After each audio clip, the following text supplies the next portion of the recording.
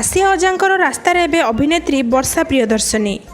Ollywood अभिनेत्री तथा सामाजिक कर्मी वर्षा प्रियदर्शनी को आम पाठागार अभियान तृतीय संस्करण 11 एप्रिल जागसारा आदिवासी साहि अनुष्ठित हो जाएगी। अभियान एक अंश भाव में वर्षा प्रियदर्शनी विभिन्न पुस्तक भर्ती एक आलमीरा छात्र छात्री को प्रदान करिसेंती। दासिया अजा नाम जनाशुना स्वर्गत दाशरथी पट्टनायक ओडिशा रे पाठागार आंदोलन में अग्रणी पुरोधा थिले। दासिया अजा अभाव अनटन को खातिर न करी विभिन्न प्रकार पुरातन पुस्तक तथा अन्य स्मारक पत्र संग्रह करथिले।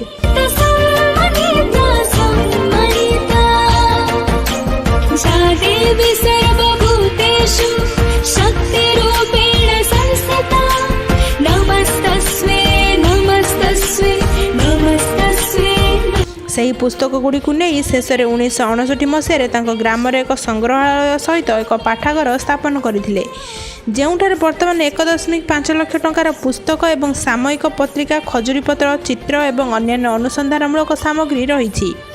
वर्षा प्रियदर्शनी आम पाठागार अभियान माध्यम दासिया अजा द्वारा परिचालित पाठागार आंदोलन को पुनः प्रज्वलित करने को चेष्टा। यही अभियान माध्यम से ओडिशा तथा ओडिशा बाहर उत्साही दाता मानक ठारू पुस्तक एवं पत्रिका संग्रह करिबारे लागिछंती।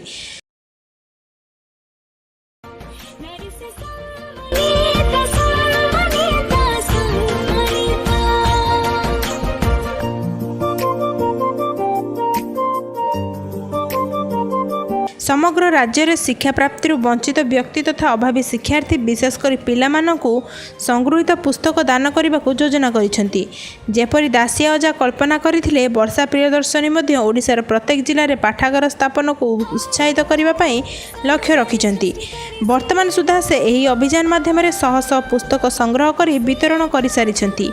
यही कार्यक्रम में वर्षा शिशु जीवन में शिक्षार महत्व पर गुरुत्वारोप करिसेंती एवं उपस्थित समस्त छात्र छात्री मानकु जेकोसी मत निजर आनुष्ठानिक शिक्षा समाप्त करने को आह्वान देथिले।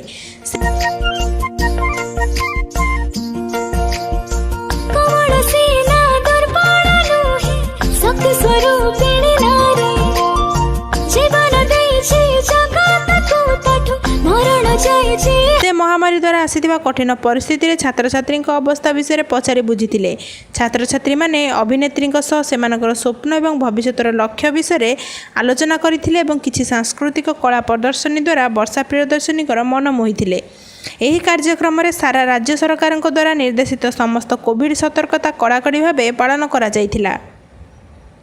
भिडियोटी आपको किपर लगिला आपणकर मतामत आमको कमेंट सेक्शन में लिखि निश्चित जणाइबे।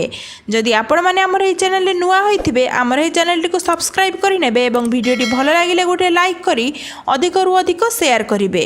धन्यवाद।